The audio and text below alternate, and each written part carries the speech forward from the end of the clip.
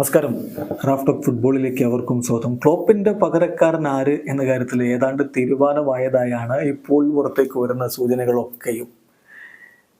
Dutch ക്ലബായ ഫെനൂർദിൽ നിന്ന് അവരുടെ കോച്ചിനെ സ്വന്തമാക്കാനായിട്ട് ലിവർപൂൾ ശ്രമങ്ങൾ നടത്തുന്നു.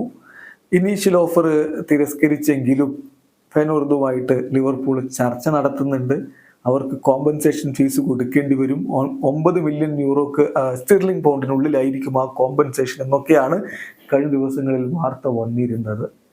ഇപ്പോഴിതാ അതൊന്നും വെറുതെ പറയുന്നതല്ല എന്ന് സ്ഥിരീകരിക്കപ്പെട്ടിരിക്കുന്നു.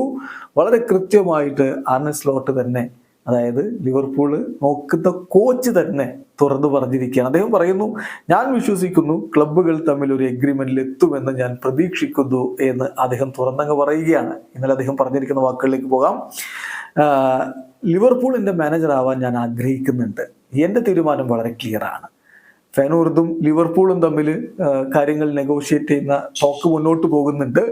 ഞാൻ എന്തായാലും അതിൻ്റെ റിസൾട്ട് എന്തായിരിക്കും എന്നുള്ളത് കാത്തിരിപ്പാണ്. ഞാൻ കോൺഫിഡൻ്റ് ആണ്, വെയിറ്റ് ചെയ്യുകയാണ്. ക്ലബ്ബുകൾ ഒരു എഗ്രിമെന്റിൽ എത്തും എന്നുള്ളത് ഞാൻ വെയിറ്റ് ചെയ്യുകയാണ് എന്നാണ് ഇപ്പോൾ സ്ലോട്ട് പറയുന്നത്. സ്ലോട്ടിൻ്റെ ഈ വാക്കുകൾ ESPN FC ആണ് റിപ്പോർട്ട് ചെയ്തിരിക്കുന്നത്. അവരെ ഉദ്ധരിച്ചുകൊണ്ട് അക്കാര്യം ഫബ്രീസിയോ റൊമാനോയും ഇപ്പോൾ ട്വീറ്റ് ചെയ്തിട്ടുണ്ട്.